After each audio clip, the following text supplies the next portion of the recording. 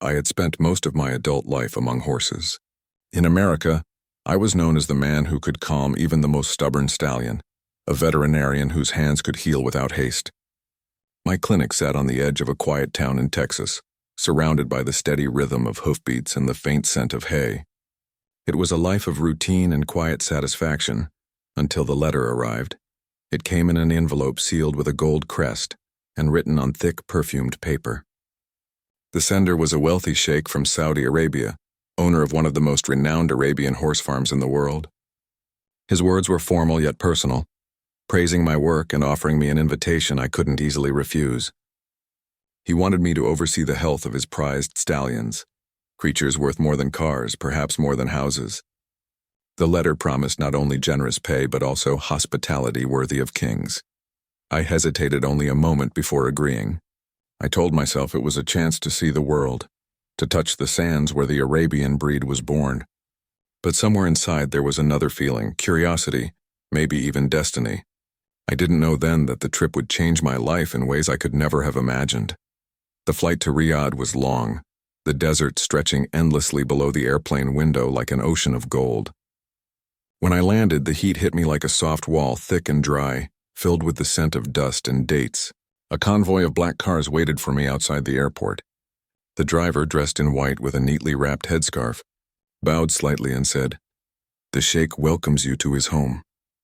We drove for hours through the desert, where dunes rose like frozen waves under a burning sun. By the time the palace appeared, a vast structure of white marble and golden domes, I was speechless. Beyond it, I saw what I had truly come for, a field of horses, sleek and powerful, their coats glimmering like silver beneath the dusk. The sheik greeted me at the entrance. He was tall, broad-shouldered, with a trimmed gray beard and eyes that seemed both kind and calculating. He wore a flowing thobe of cream silk and a faint smile that barely touched his lips. "Welcome, my American friend," he said in English, his voice deep and deliberate. "We've heard much about your gift with horses.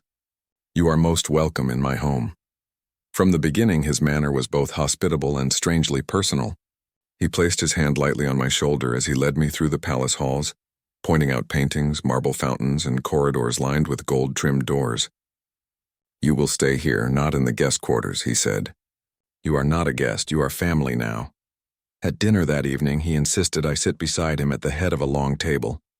The meal was a feast: roasted lamb, rice scented with saffron, dates as sweet as honey. Servants moved silently around us, filling our glasses with juice and water. The sheik asked about my life in America, about my family, about whether I lived alone. His eyes lingered when I spoke, as though he were searching for something deeper in my words. I felt honored, yet a little uneasy.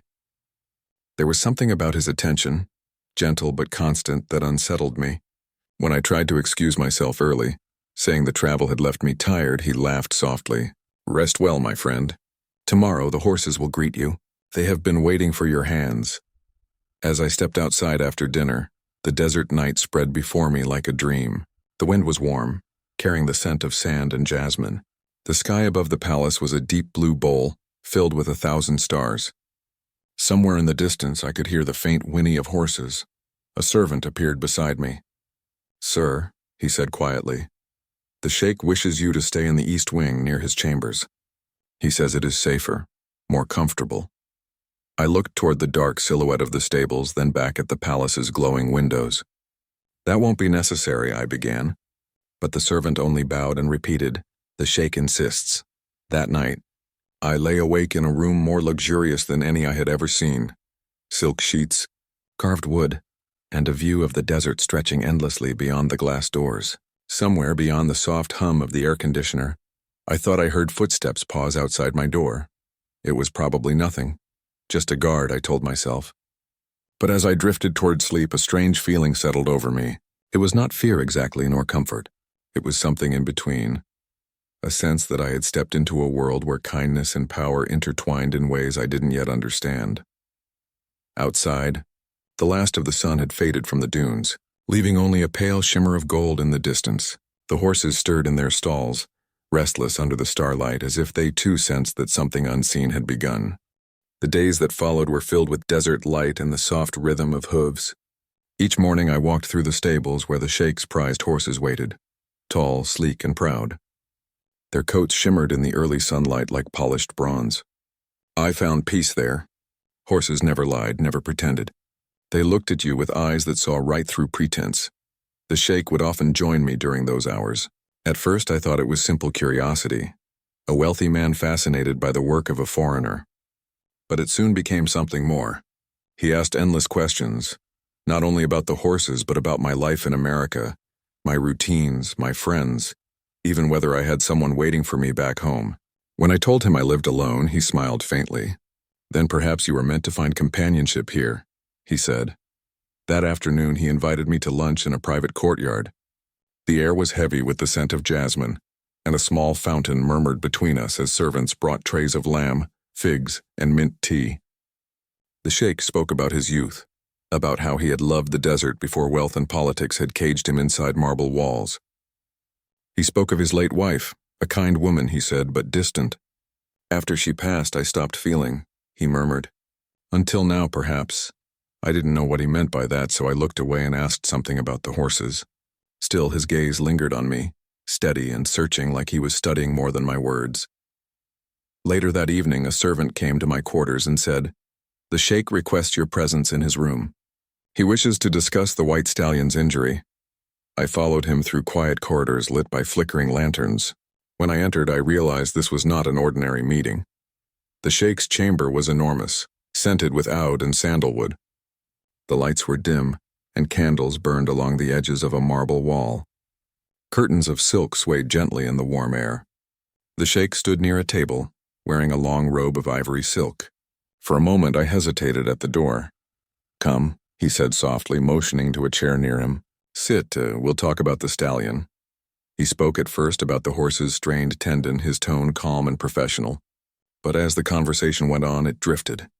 "You have a gentleness," he said suddenly. "The horses trust you." "I can see why." I thanked him, unsure how to respond.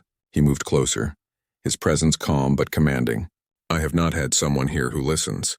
People come to me for money, power, favors. You came to heal?" His voice dropped lower. "I have not felt close to anyone since my wife died. Years have passed in silence. But when you speak, I remember what it was like to feel seen." The words hung in the air, thick and heavy. I felt a strange tightness in my chest, confusion, sympathy, and something like fear. I tried to smile politely. "You've been very kind to me, Sheikh. I'm only here to do my duty." He nodded slowly, his eyes studying my face as if searching for truth beneath my words. "Duty?" he echoed. "Yes, but sometimes life gives us something beyond duty." I stood, saying I should check on the horses before morning. He didn't stop me, but as I turned to leave, his voice came soft and low. "Don't be afraid of kindness." That sentence followed me back to my room like a shadow. I didn't know what to make of it. Kindness shouldn't have sounded like a warning. In the days that followed, the sheik's behavior shifted. He began calling for me often, to share breakfast, to walk with him in the gardens, to discuss things that had little to do with horses. When guests came to visit, he kept me close by his side, introducing me as his friend from America. I noticed the glances exchanged among servants, a flicker of curiosity, perhaps gossip. Once, when I mentioned that I wished to ride out to the nearby village to buy some supplies, the sheik frowned. "There's no need," he said. "Anything you want, I'll provide." His tone was gentle but final. From then on, I realized how much control he had, over the palace, the people, and now, slowly, over me.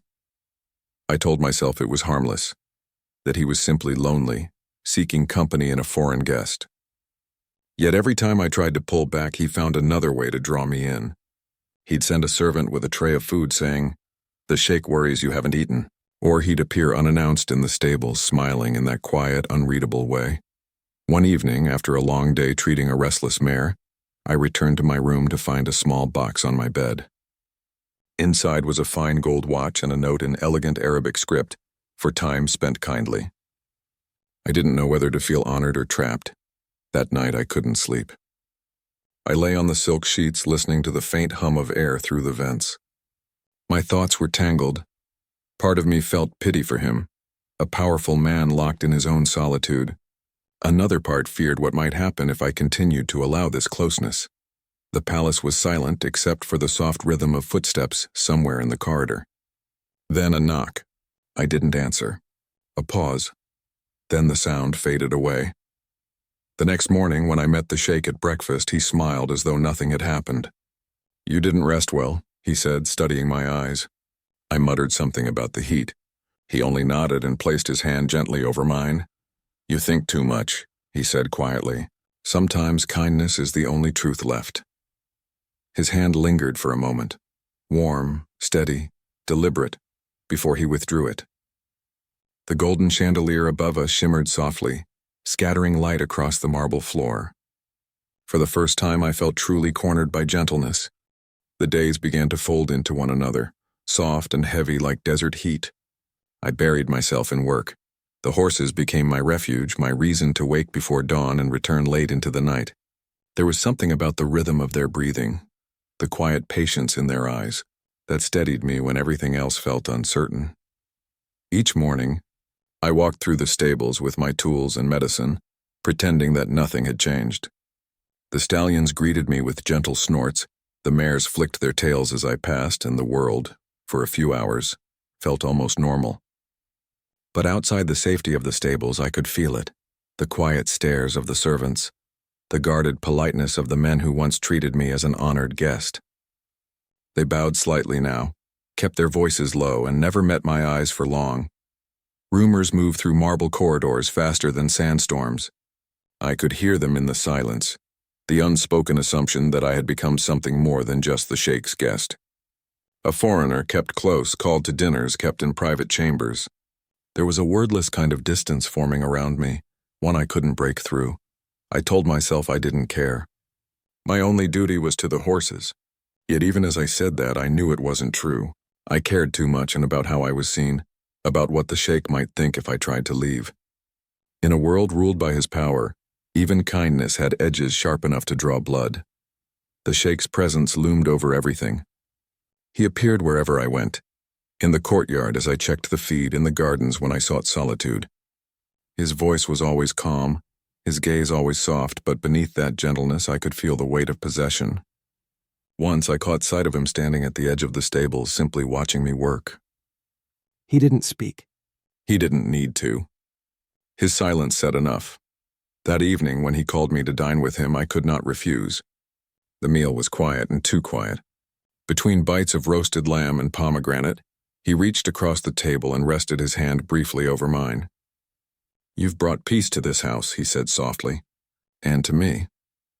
I wanted to tell him that peace built on silence wasn't peace at all, but I didn't. Instead, I nodded, said something polite, and excused myself early. That night I lay awake again, staring at the ceiling painted with faint golden vines. My thoughts spiraled, fear, pity, guilt, confusion. I felt trapped between worlds, one of obligation and one of self-preservation. I thought about leaving, packing my bags quietly and taking the next flight home. But I also thought about the Sheikh's face, the sadness in his voice when he spoke of being alone. Empathy can be a kind of prison. The next morning, I made a small request to his secretary, to be moved back to the guest quarters, so I could have space for prayer and reflection. It was a polite lie, but it worked. The sheik didn't protest. He only said, "If that brings you peace, then may peace find you there." For the first time in weeks, I slept alone. The silence felt strange at first, too large, too empty, but it was mine. In that solitude, I began to notice something else. Whenever I walked toward the stables, someone was already there. The Sheikh's son. I had seen him before, always at a distance during formal dinners or passing through the courtyard in a crisp white robe. He was around my age, perhaps a few years younger, with dark eyes that mirrored his father's but held a softer, quieter light. His name, I learned from the servants, was Omar. At first I thought his appearances near the stables were coincidence, but then I noticed how he lingered, leaning against the fence, pretending to watch the horses while his gaze occasionally drifted toward me. One afternoon, as the sun dipped low and the air shimmered with golden dust, I was brushing down a white Arabian stallion. The horse's coat caught the light, glowing almost silver. I was so absorbed in the rhythm of the brush, the long strokes that calmed us both, that I didn't notice Omar until he was beside me. "May I?" he asked quietly, holding out his hand toward the horse's leg. I hesitated but nodded. He crouched gracefully, his fingers steady as he examined the tendon I had been treating. He was surprisingly skilled, moving with confidence but also care. "You wrap it too tightly," he said, glancing up at me with a faint smile. "He's strong but not invincible." I couldn't help but smile back. "You know horses?" He shrugged. "I grew up around them, but my father rarely lets me near now. He says I'm too distracted." There was a hint of sadness in his tone, the kind that comes from being seen but not understood. I recognized it instantly. For a moment, neither of us spoke. The only sounds were the horse's slow breathing and the soft brush of sand shifting under our boots. Then as I reached for the bandage, our hands brushed. It was accidental, a brief touch, nothing more, but the air around us shifted. He froze for a moment, eyes lifting to meet mine. There was no fear in them, only curiosity, and something gentler, something I hadn't seen in a long time. The sun had almost vanished behind the dunes by then, leaving the stables bathed in a dusky gold. The horses stirred, restless under the fading light. I looked away first, clearing my throat. "You have a good hand," I said softly. "The horses trust you." Omar smiled faintly, stepping back. "Maybe one day you'll trust me too." He said it like a joke, but his voice lingered, low, uncertain, sincere. When I was alone again, brushing the horse beneath the rising moon, I realized I was smiling without meaning to. The desert wind swept through the open stalls, cool and scented with hay. I let it wash over me, not knowing why my heart suddenly felt lighter. Only that for the first time in a long while, it didn't feel alone. And somewhere behind me, near the shadowed gate of the stable, I could feel his gaze lingering, a quiet, patient waiting. Omar began appearing more often after that evening in the stables. At first it was small things. A greeting in the morning, a quiet question about a horse's health, a shared cup of tea in the shade when the heat grew unbearable. His presence was different from his father's in every possible way. Where the sheik filled a room with silence and power, Omar brought calm. He listened more than he spoke, and when he did speak, his words carried the unguarded curiosity of someone who still believed in sincerity. He was not a boy, but he wasn't hardened by the world yet either. He had studied abroad for a few years, in London, he told me, before returning to take his place beside his father. But his eyes betrayed a restless spirit, one that didn't quite belong within the marble walls of the palace. One afternoon, as I was tending to a foal with a mild fever, Omar appeared again, dressed in a loose white thobe that fluttered lightly in the wind. He crouched beside me, careful not to startle the young horse. "In London," he said, "they say horses can sense people's hearts. Do you believe that?" I smiled faintly. "I do. Horses don't pretend. They know who's honest and who's hiding something." He looked at me then, really looked, as if testing whether I was talking about the animal or something else. "Then maybe that's why they like you," he said softly. From that day on, our conversation stretched longer. He asked about my life in America, about the long drives through open fields, the small apartment above my clinic, the loneliness of coming home to silence every night. He listened the way few people ever had, not out of politeness but genuine care. When he laughed, it came easily, warm and disarming, and I found myself smiling back before I even realized it. In turn, he told me about his world, how everything here was measured by appearances and obedience. "I'm the Sheikh's son," he said one evening as we sat on a low wall overlooking the stables, the desert wind cool against our faces. "That means people bow to me, but no one really sees me. I'm a name, not a person." He paused, glancing down at his hands. "I've always felt different," he confessed quietly, "even when I was a child. I learned early to hide what I wanted, who I was. Here, difference is dangerous." I didn't speak right away. The truth in his voice was raw, delicate, like a wound he'd never shown anyone. Finally, I said, "You don't have to hide from me."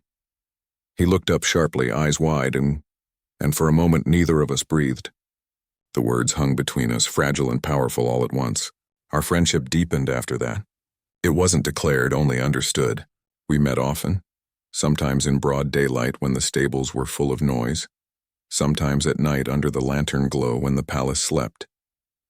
We talked about small things, music, food, books, but also about loneliness, about the strange ache of living in a world that doesn't quite fit you.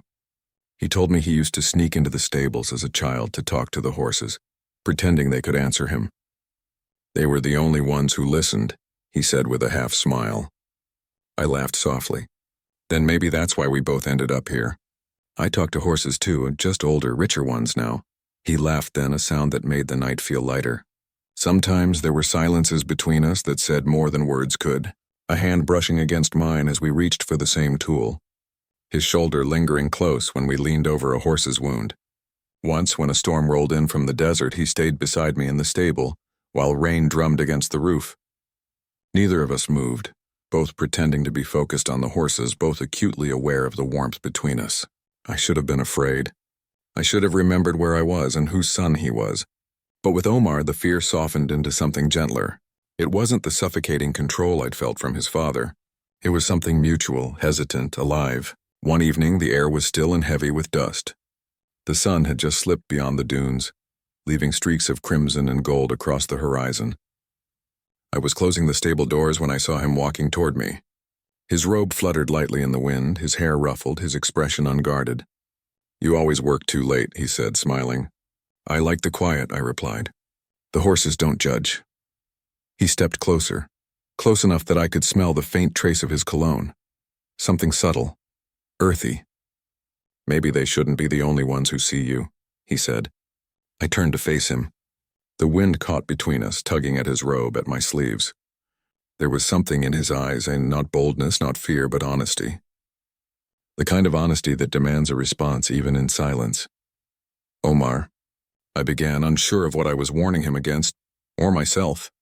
He shook his head gently. "You don't have to say anything," he whispered. "I just needed to tell you I'm drawn to you. Not because you're different. Because you make me feel human." For a moment I couldn't speak. My heart beat too fast, too loud. I had been surrounded by wealth, power, and false affection for weeks. And yet this single confession, spoken under the desert sky, felt truer than anything else I had known. I took a breath, feeling the sand shift beneath my boots. "Omar," I said finally, "you don't know what this means here." He smiled faintly, sadness flickering through it. "I know exactly what it means, and still I wanted you to know." The wind rose again, carrying the scent of the stables, of hay, sweat, and dust, and wrapping it around us like a whisper. We stood there for a long time, not speaking, not moving. The world beyond the dunes faded into blue, and the night settled gently between us. For the first time since I'd arrived in this strange, gilded place, I felt something like peace. Fragile, forbidden, but real. Omar's eyes met mine one last time before he turned toward the palace. As he walked away, I realized I wasn't just standing in the desert. I was standing on the edge of something that could destroy us both, or save us. The desert was unnaturally quiet that night. Even the wind seemed to rest heavy with unspoken things. I lay on my bed staring at the ceiling, the faint glow of the lantern flickering across the walls like restless ghosts. The Sheikh had left earlier that day for a 3-night hunting trip, taking half the guards and most of the noise with him. For the first time since I'd come here, the palace felt hollow, as though it were holding its breath. But my mind wouldn't still. Every sound, a shifting curtain, the faint cry of a night bird, felt amplified against the silence. I thought of Omar's eyes, the softness in his voice, the way he'd said, "You make me feel human." Those words had lodged deep in my chest, and now they wouldn't let me sleep. I sat up and reached for the small notebook where I kept records of the horse's health, but the words blurred. My hands trembled with something I couldn't name, fear, longing, or maybe both. I wasn't supposed to feel this way, not here, not under the Sheikh's roof. And yet for the first time in months, what I felt wasn't shame. It was aliveness. Then I heard it, a faint knock at my door. Once, then again softer. My heart stilled. When I opened it, Omar stood there, wrapped in a dark robe, his face half hidden by the shadows. The candlelight from my room caught his eyes. Nervous, uncertain, but determined. "I couldn't sleep," he whispered. "I didn't mean to intrude." "You shouldn't be here," I murmured, glancing toward the corridor. But even as I said it, I stepped aside and he entered quietly, closing the door behind him. The room felt suddenly smaller, filled with the sound of our breathing. He looked around, at the simple bed, the small desk, the folded blanket near the window, then back at me. "You live so simply," he said. "Even here you haven't let this place change you." "I don't know how to be anyone else," I replied. He smiled faintly. "That's what I admire most about you. For a long moment, we just stood there, two silhouettes in the dim light, caught between fear and something deeper. Then he took a hesitant step closer. "You don't have to be alone anymore," he said softly. The words struck me harder than I expected. All the quiet nights, all the swallowed thoughts and forced composure, they collapsed into that single sentence. I wanted to tell him that I'd forgotten what it meant to not be alone, that sometimes I didn't even remember the sound of my own laughter, but I couldn't speak. He noticed the blanket on the bed move slightly as I sat down, my hands restless. Without asking, he sat beside me. The mattress dipped under his weight, bringing us just close enough for warmth to pass between our shoulders. "Do you ever think," he whispered, "that maybe we were meant to find each other in this strange place? That even in all this silence, something was listening?" I looked at him then. "I don't know if I believe in destiny," I said quietly, "but I believe in moments. Maybe that's enough." He turned his face toward me, his expression open, vulnerable. "Where I come from," he said, "love is treated like a crime if it doesn't fit the script. But what if love was never meant to be perfect? What if it's just seeing someone, really seeing them and saying, 'I know who you are and I'm still here'?" Something inside me broke, gently, like ice thawing in spring. I reached out almost without thinking and brushed my hand against his. It was a simple touch, trembling, but real. His fingers curled around mine and the world outside seemed to vanish. We didn't kiss. We didn't need to. The silence between us said everything.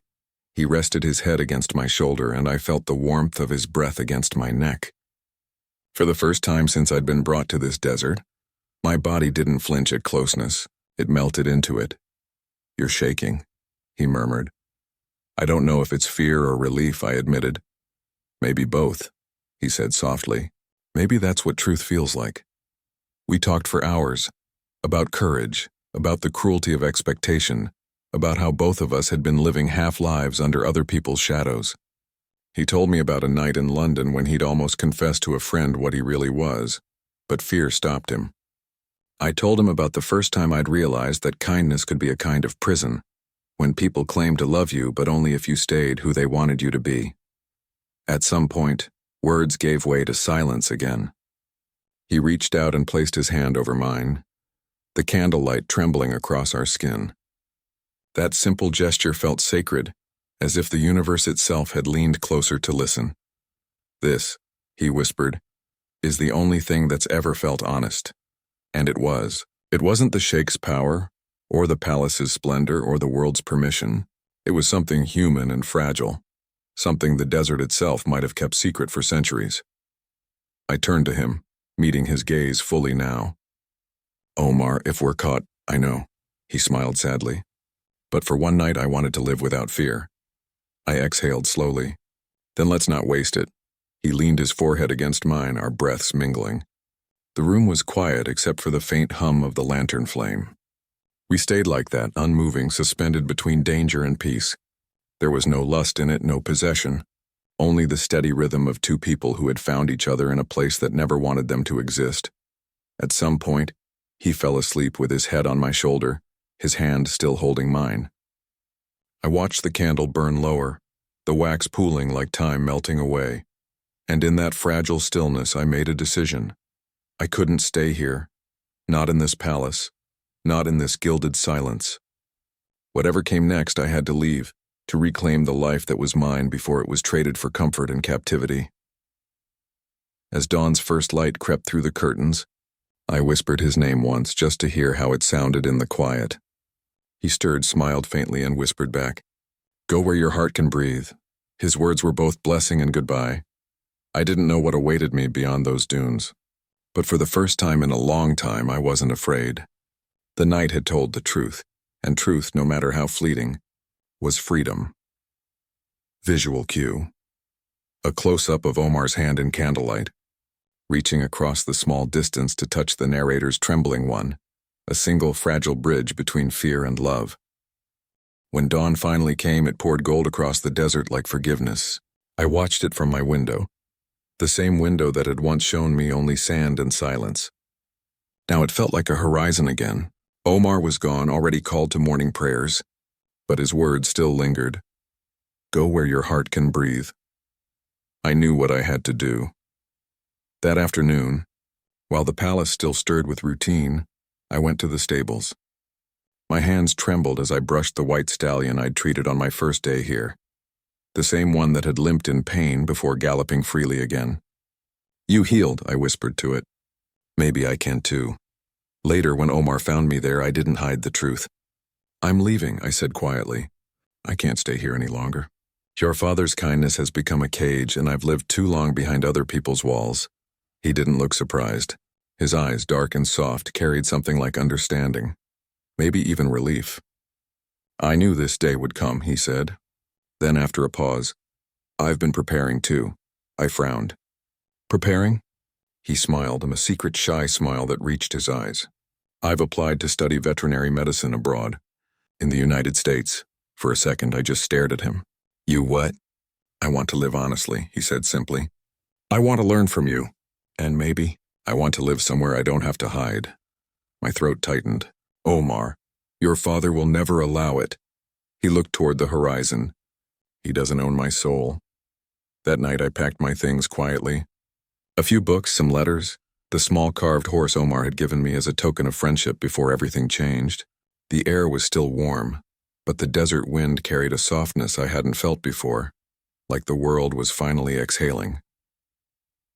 When I went to say goodbye, Omar stood in the courtyard beneath a single lantern. We didn't embrace. Even in farewell, the palace watched. But our eyes met him, and that was enough. He whispered, "Wait for me." "I will," I said. "Always." As I drove away through the sleeping dunes, the palace lights faded into the horizon like stars being swallowed by dawn. I didn't know if I would ever see that world again, but for the first time I felt free. Months passed in a blur. Back in America, I rebuilt my days slowly, like planting seeds after a long drought. I returned to my work, renting a small ranch on the outskirts of Arizona, where the sun felt gentler and the air carried the scent of open fields instead of stone. But even in peace, I missed him. Sometimes I'd look out across the pasture at sunset and imagine him standing beside me, silent, thoughtful, his eyes reflecting the same sky. Then one morning, as I was feeding a young mare, I heard the sound of a car pulling up the dirt road. My heart didn't believe it at first. I wiped my hands, stepped outside, and froze. There he was. Omar. He stood by the gate, dressed simply in a travel-worn jacket, his hair a little longer, his smile shy but certain. "You didn't think I'd let you do this alone, did you?" he said. For a moment I couldn't move. Then I crossed the distance between us and pulled him into an embrace. No fear, no walls, no secrets. The smell of the desert still clung to him, mixed with the faint sweetness of homecoming. He whispered, "I told you I'd come." "And you did," I murmured, my voice breaking. "You really did." The months that followed were quieter, filled with work and laughter and healing. We opened a small horse therapy center together, a place where rescued animals and wounded people could find peace in each other's company. Children came to brush the horses, veterans came to ride again, and somehow, in that mix of brokenness and renewal, we found purpose. Sometimes, in the early mornings, I'd see Omar standing in the pasture, sunlight in his hair, talking softly to the horses in Arabic. It was a sound that made even the air seem to listen. He belonged there, not as a prince or a prisoner, but as himself. We didn't talk much about the Sheikh. Word eventually reached us through a mutual contact. The old man knew where Omar had gone, and though he never sent a message, he also never sent anyone after him. Perhaps in his silence there was an acceptance he could never speak aloud. One evening, as the sun dipped behind the hills, Omar came up behind me, wrapping his arms around my waist. "Do you ever miss it?" he asked softly. "The desert?" "Sometimes," I said, leaning back against him. "But I don't miss who I was there." He nodded. "Maybe love isn't about where you begin, but where you finally learn to breathe." I smiled. Maybe so. We stood there for a long time, watching the horses graze and their manes glowing gold in the fading light. The same creatures that had brought me to that distant land had now anchored me to something real, something lasting. As the first stars appeared, I looked at Omar and thought of the journey that had started in silence, through fear and longing and exile, and ended here and in freedom.